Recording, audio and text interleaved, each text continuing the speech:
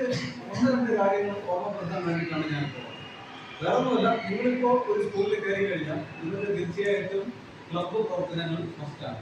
കുട്ടിയെ താഴെ തട്ടില് അറിഞ്ഞ് അവന്റെ കലാപരമായിട്ടുള്ള വാസനകൾ പലതരത്തിലുള്ള കുട്ടികളാണ്. അവർക്ക് പലതരത്തിലുള്ള നമ്മൾ വിചാരിക്കാത്ത വിദ്യാഭ്യാസ സംബന്ധമായിട്ട് ഉള്ളതിനേക്കാൾ അതിലുപരി പലതരത്തിലുള്ള കലാവാസനകളുണ്ട്. അപ്പൊ അത്തരത്തിലുള്ള കലാവാസനകളെ സർഗവാസനകളെ പരിപോഷിപ്പിക്കാനാണ് ഈ ക്ലബ്ബ് പ്രവർത്തനങ്ങൾ ഉള്ളത്. അപ്പൊ അതിൽ പ്രധാനപ്പെട്ടതായിട്ട് പരിസ്ഥിതിയോട് ചേർന്ന് നിൽക്കുന്ന പരിസ്ഥിതി ക്ലബ്ബ് എന്ന് പറയുന്ന സാധനം എക്കോ ക്ലബ്ബ് എന്നൊക്കെ പറയും. അപ്പൊ അത് മുതൽ തുടങ്ങി ഇങ്ങനെ ഒരുപാട് ക്ലബ്ബുകളുണ്ട്. ഗൾഫി തലത്തിലേക്ക് വരുമ്പോൾ ഗണിത ക്ലബ്ബും സ്പോർട്സ് ക്ലബ്ബും ആർട്സ് ക്ലബ്ബും എന്നൊക്കെ നമ്മൾ കുറേ തരത്തിൽ പഠിച്ചതുപോലെ ഈ സാധനങ്ങൾ ഇവിടെ ഉണ്ട്. കുട്ടികളെ നമുക്കറിയാം, നമ്മുടെ ചുറ്റുപാടും ഒരുപാട് മരങ്ങളുണ്ട്.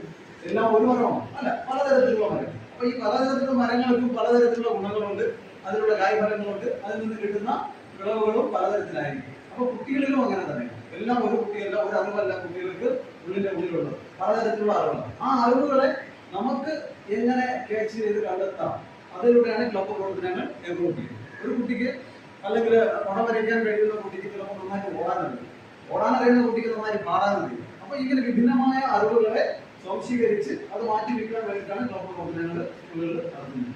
അപ്പൊ അത് നിങ്ങൾ കണ്ടെത്തി നിങ്ങളുടേതായ മേഖലകളിൽ ആ ക്ലബ്ബ് പ്രവർത്തനം മികച്ചതാക്കാനുള്ള ഇടപെടലുകൾ സ്കൂൾ തലത്തിൽ നിങ്ങൾക്ക് ഉണ്ടാകാം.